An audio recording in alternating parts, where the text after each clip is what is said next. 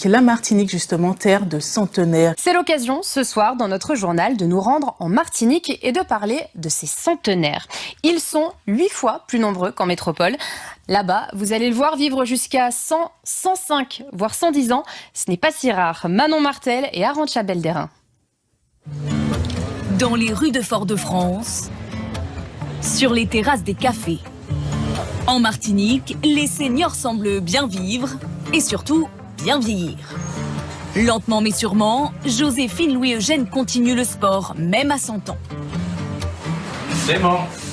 Oui, et si ça vous fait rêver, il va falloir marcher. 2 séances par semaine avec son kiné depuis 3 ans, ça rapproche. Je veux marcher avec lui. C'est mon kiné. Je l'aime.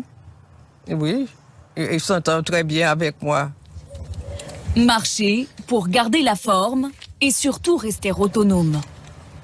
Continuer à faire ce qu'elle fait toute seule à la maison, dans les transferts, s'asseoir, se lever, s'allonger, se remettre assis au bord du lit.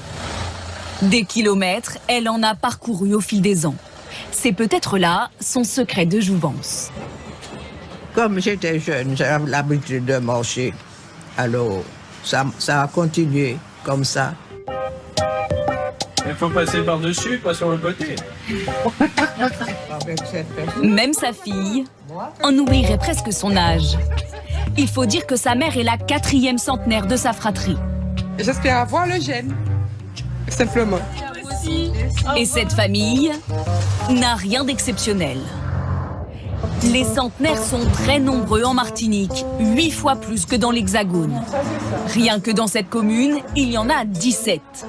Parmi eux, Jeanne Navet. 100 ans. Elle reste plus mystérieuse sur sa longévité. C'est pas de secret. Ça, le secret vous soigne. Un modèle pour tous les seniors de la commune. Dans cet atelier organisé par la mairie, tout le monde est aux petits soins avec elle.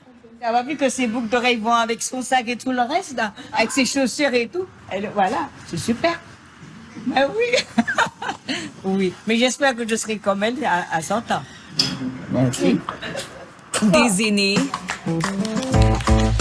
chouchoutés et bien entourés jusque chez eux. À 100 ans, Marietta Théodose est l'une des autres stars de la commune. Elle vit avec sa petite fille, revenue s'occuper d'elle il y a 4 ans. Ah, ça se passe bien avec elle, hein. Elle s'occupe bien, hein. À manger, tout ça, autre chose, hein. Tout. Je me sens bien avec elle. Et c'est réciproque. Pour la petite fille, prendre soin de sa grand-mère était une évidence. Ah ouais. Quand j'étais petite, j'appréciais tellement nos moments ensemble que je voulais qu'elle reste là longtemps avec nous. Et voilà, moi je vis mon petit rêve. Marietta, elle, ne pensait pas passer la barre des 100 ans. Mais aujourd'hui, elle voit plus grand. Même encore 5 ans. Seulement? C'est bien quand même. 110 ans peut-être? Mais oui, peut-être. Hein. Ah oui, il y a des gens qui vivent 110 ans. Hein. La route semble être toute tracée. À la regarder, on se demande ce qui pourrait l'arrêter. La Martinique, justement, terre de centenaires. Ils sont près de 300, aujourd'hui âgés de 100 ans et plus. Des membres des mémoires vivantes mises à l'honneur par Ginette Jouad et son association. Depuis plusieurs années, elle s'est donnée pour mission d'améliorer le quotidien de nos aînés d'un siècle. Franck Edmond Mariette, Tom Gagnon. Merci. Ginette Jouad, fondatrice et présidente de l'association Protégeons nos centenaires, honorée par la mairie des Anses-Darlé pour son engagement auprès de nos aînés. En 2024, elle a été couronnée du Chariot d'or en Inde. Nous étions 90 pays dans cet endroit, un forum énorme, il y avait 800 participants. C'est quelque chose qui est pour nous une grande reconnaissance parce que ça donnerait certainement là l'idée plus concrète aux Martiniquais en soi, qu'il est très important qu'on continue dans cette lignée puisqu'on a parlé d'un recensement. Aujourd'hui, la Martinique, classée au 5e rang international des Blue Zones, compte à peu près 280 centenaires. Le rassemblement. 99% de nos centenaires sont en famille. Et ça veut dire que leurs enfants, qui sont entre 60 ans et 80 ans, font un travail extraordinaire. C'est une lymphe, l'amour, c'est inconditionnel.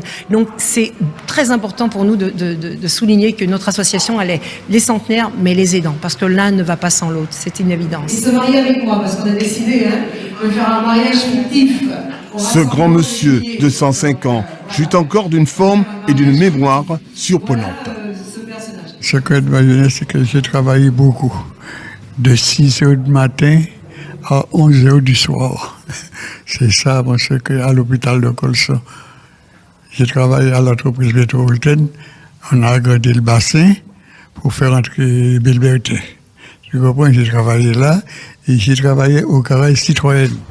Un peu plus loin, à Grand'Anse, Léonie Saint-Zélé fête ses 110 ans. Une femme toujours dans la joie et dans la bonne humeur. Maman, elle a commencé à travailler à 12 ans. Elle a travaillé dans la canne. Elle a travaillé dans le jardin. Elle a fait le charbon. Tout ça. Et après, elle a travaillé à la commune des Os-d'Arlay dans son cointage. Elle a élevé 7 enfants. Pour moi, c'est beaucoup d'émotions et surtout qu'elle m'a gardé quand j'étais petit, de bébé jusqu'à l'âge de 4 ans. Donc pour moi, c'est important d'être là, surtout aujourd'hui. En ce moment, l'association prépare une exposition de portraits de centenaires des communes de Martinique. Simone Jean-Baptiste Labanard a du mal à réaliser son âge. J'ai monté, sans le voir, hein. Ah oui, sans le voir.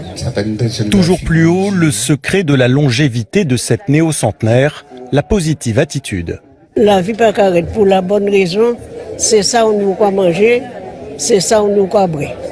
Ouais, pas chercher, pas sur la voisine, non, ni un bel buffet, pas chercher ou ni un jour. Elle est dure à cuire, mais elle est d'une gentillesse extrême. Et voilà une Martiniquaise qui n'a pas d'ennemis. On ne connaît pas d'ennemis, que ce soit avec ses voisins, sa famille, mais c'est une grande adorable. Ambiance festive dans cette EHPAD de Fort-de-France. Car à l'honneur, non pas un mais 2 centenaires, Jean Planet fête son 105e anniversaire. C'est un monsieur qui aime un gâteau coco. Il ne faut pas croire que tout a été facile, la grève. J'ai eu des ennuis, des choses comme ça. Mais quand même, j'ai tenu et je le tiens toujours. Pour le plus grand plaisir de ses enfants, qui confirment, leur père a toujours su rester jeune dans sa tête. Il s'est toujours préservé de beaucoup de choses et donc il prend la vie d'une manière philosophique très bien, quoi. C'est peut-être ça la recette d'une longue vie. En Martinique, nombreux semblent l'avoir trouvée. L'île compte proportionnellement 2 fois plus de centenaires que l'Hexagone. La journaliste Céline Bittner, bienvenue à vous Céline Bittner. Vous êtes réalisatrice et documentariste, notamment sur les thématiques de santé, comme c'était le cas à l'instant pour ce film. Et vous êtes aussi une ancienne journaliste de notre chaîne LCP. Également avec nous Michel Poulain, bienvenue à vous. Vous êtes démographe, professeur honoraire de l'université de Louvain, en Belgique bien entendu. On vous dénomme parfois le chasseur de centenaires. Et c'est vous qui avez introduit le concept de zone bleue les concernant. Puisque finalement, même si vous l'avez dit, hein, Jean-Pierre, il y a encore 30 000 centenaires aujourd'hui en France, eh bien ça reste toujours un événement, une fête pour ces gens-là. On a envie de comprendre quels sont leurs secrets pour atteindre le cap des 100 ans. Et puis aussi pour revenir sur le recensement, vous l'avez dit, les chiffres sur la Martinique. 400 centenaires, alors il y a eu plusieurs vagues, vous allez en parler j'imagine Michel Poulain, de recensement puisque vous êtes allé, mais il y avait 3 vagues de recensement entre 2013 et 2023. Oui. Et c'est 400 centenaires cumulés sur toute cette période-là qui ont été recensés en Martinique. Et c'est une association locale au départ martiniquaise qui en fait s'est rendu compte qu'il y avait une présence exceptionnelle, une concentration exceptionnelle de centenaires à la Martinique et qui a fait appel à vous, c'est ça Michel Poulain? Oui, c'est comme ça que j'ai eu vraiment le plaisir de visiter pour la première fois la Martinique. On faisait une réunion des centenaires et on m'a invité à y participer. Et puis j'ai commencé à faire des villages les uns après les autres pour voir les centenaires, mais aussi pour voir les documents prouvant qu'ils ont 100 ans. Parce qu'il faut savoir que dans bien des régions du monde, on parle de centenaires alors que les gens n'ont pas nécessairement 100 ans. Or, à la Martinique, les registres d'état civil existent et nous avons pu, dans 10 villages notamment, les feuilleter, voire vérifier que l'âge des centenaires était véritablement supérieur à 100 ans. Alors pour bien comprendre pourquoi vous êtes allé en Martinique et pourquoi vous aussi, Céline Bittner, êtes allé en Martinique, c'est parce que vous avez introduit le concept, je l'ai dit dans votre présentation, des zones bleues. Autrement dit, ce sont les zones qui, selon vous, comprennent le plus de centenaires au monde.